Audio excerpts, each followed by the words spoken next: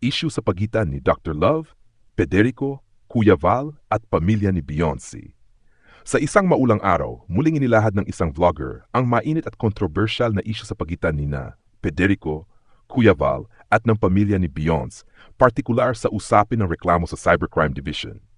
Simula ng issue, si Federico ay tuloy-tuloy pa rin sa kanyang mga pahayag online kahit pa nagsampa na ng reklamo sa Cybercrime Division, sina Beyonce, ang kanyang ama, at si Kuya Val. Si Kuya Val, matapos isampa ang reklamo, ay nagpahayag ng kanyang huling video ukol sa issue at sinabing magpapahinga na siya. Ngunit kabaliktaran nito, si Dr. Love na tinatawag ang sarili bilang ikalawang ama ni Beyonce ay patuloy pa rin sa paglalabas ng mga video ukol sa issue. Tuloy-tuloy na paglalabas ni Dr. Love. Sa kabila ng reklamo, si Dr. Love ay ginagamit pa rin usapin bilang content. Patuloy na binabanggit ang pangpangalan ni Federico at ipinapakita pang siya mismo ang may koneksyon sa Investigation and Detection Group. Ayon sa kanya, may plano siyang kukunin si Federico kasama ang mga tropa dahilan para tatakot si Federico at magpa-blotter. Mga akusasyon at alarma.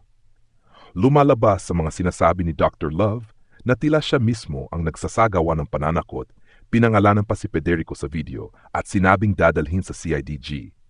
Nagdulot ito ng takot kay Federico na nagsabing kung sakaling may mangyari sa kanya o bigla siyang mawala, ang pananagutin ay si Tatay Paddy at si Dr. Love.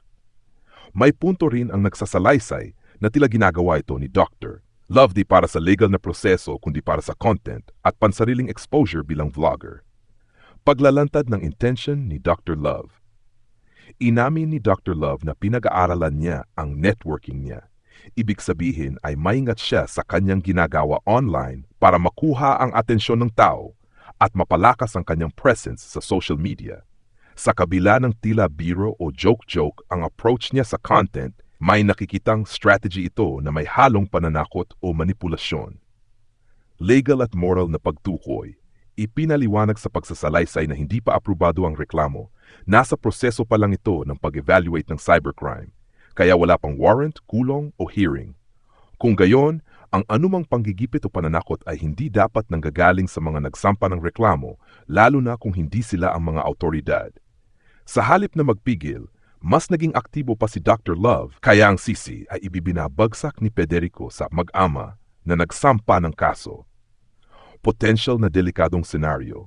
Ipinahayag ng tagapagsalaysay na kung sakaling may mangyari kay Federico, tulad ng pagkawala o kunwaring nawawala, si Dr. Love at Tatay Paddy ang maaring investigahan. May binabanggit ding taktika na baka gamitin ito ng ilang tao upang magmukhang biktima si Federico o kaya'y makapaglabas ng counter-demand laban sa grupo ni Dr. Love. Maging si Kuya Val ay pinuri dahil sa kanyang pananahimik at pagpapaubaya sa legal na proseso, kontraryo sa ginagawa ni Dr. Love. Panawagan ng katahimikan at legalidad. Sa dulo, panawagan ng tagapagsalaysay ay tikong bibig na lang muna si Dr. Love upang hindi na lumaki pa ang gulo at upang hindi magkaroon ng butas na maaring gamiting pang kontra sa kanila. Aniya, kapag nagsalita si Dr. Love, baka siya pa ang mapanagot sa mga kasong libel, grave threats o obstruction of justice. Konklusyon, ang buong usapin ay isang komplikado at emosyonal na banggaan sa pagitan ng mga personalidad online. Sa kabila ng pag-akyat ng kaso sa legal na hensya, may mga panig na tila ginagamit pa rin ang issue para sa vlog content at social clout. Sa ganitong senaryo, ang mga binitiwang salita at kilos ay maaring magdulot ng panibagong kaso o mas lalong lumalalim na away. Ang payo, paubaya sa batas, hindi sa content.